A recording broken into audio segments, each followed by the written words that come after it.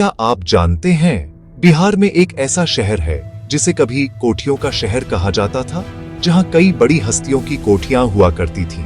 बंगाल के रईस गर्मियों में यहां आते थे और स्वामी विवेकानंद ने यहां प्रवास किया था। कहते हैं यहां 350 से ज्यादा आलीशान कोठियां हुआ करती थीं। हर कोठी अपनी कहानी कहती थी, हर दीवार में इतिहास सांस लेता था। लेकिन आज वही शहर खंडहरों में बदल चुका है। कभी जिसे बिहार का मिनी शिमला कहा जाता था, वो आज भूलती हुई कहानी बन गया है। दोस्तों, आज हम बात करेंगे सिमुलतला, बिहार के उस छिपे हुए स्वर्ग की जिसका इतिहास अब धीरे धीरे सिमटता जा रहा है। जमुई जिले की हरियाली में बसा सिमुलतला एक वक्त था जब यहाँ की हवाओं को औषधि माना जाता था। ब्रिटिश दौर में इसे बिहार का मिनी शिमला कहा गया, क्योंकि यहाँ की ठंडी हवा, ऊंचाई और शांति बीमारियों को ठीक करने वाली मानी जाती थी।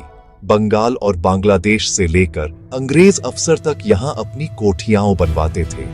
रामकृष्ण मठ, नालडोंगा हाउस, पाल विला, मुखर्जी विला, DN सरकार का किला, ये सब उस दौर की शान और वैभव की निशानी है। लोग कहते हैं यहाँ की हर हवेली में एक कहानी छिपी है, किसी में प्रेम की, किसी में वफादारी की और किसी में दर्दनाक मौतों की। सिमुलतला का दुलारी भवन आज भी एक रहस्य है।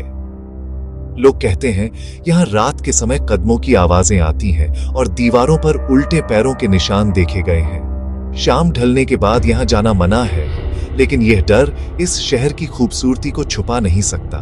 कभी ये हवेलियां जिंदगी से भरी थीं, अब सिर्फ खामोशी है। कोठियां ढह रही हैं, पेड़ों में जंगली बेलें लिपटी हैं और हर दीवार जैसे पुकार रही है, कभी हम भी बिहार की शान थे। 1887 में स्वामी विवेकानंद यहाँ आए थे। उन्होंने कहा था, सिमुलतला की जलवायु भारत की सर्वश्रेष्ठ जलवायु में से एक है। वो यहीं बेलूर मठ बनाना चाहते थे, लेकिन उस समय जंगली इलाका होने के कारण यह संभव नहीं हुआ। 1919 में उनके अनुयायी स्वामी ब्रह्मानंद महाराज ने यहाँ रामकृष्ण मठ की स्थापना की। आज भी वो मठ खड़ा है, मगर उसकी दीवारें भी अब संरक्षण की गुहार लगाती हैं।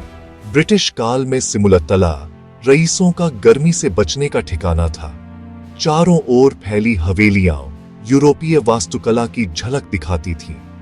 आज वो हवेलियां जर्जर हो चुकी हैं, पर हर दीवार पर अब भी इतिहास की गूंज बाकी है। और यही नहीं, इस जगह का एक और राज है जिसे बहुत कम लोग जानते हैं। साल 2010 में बिहार सरकार ने यहाँ सिमुलतला आवासीय विद्यालय की स्थापना की।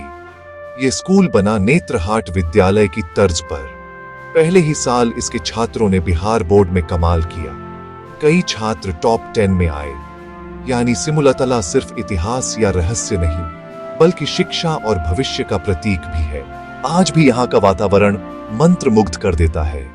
लट्टू पहाड़ की पहाड़ियां, धरहरा फॉल्स का झरना और नालडांगा महल जैसी पुरानी इमारतें हर जगह एक कहानी कहती हैं।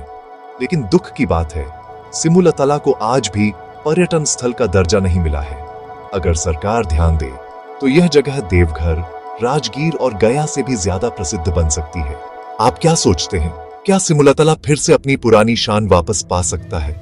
आज सिमुलतला की हवेलियां टूट रही हैं, मठ संकट में है और इतिहास धूल में दब रहा है।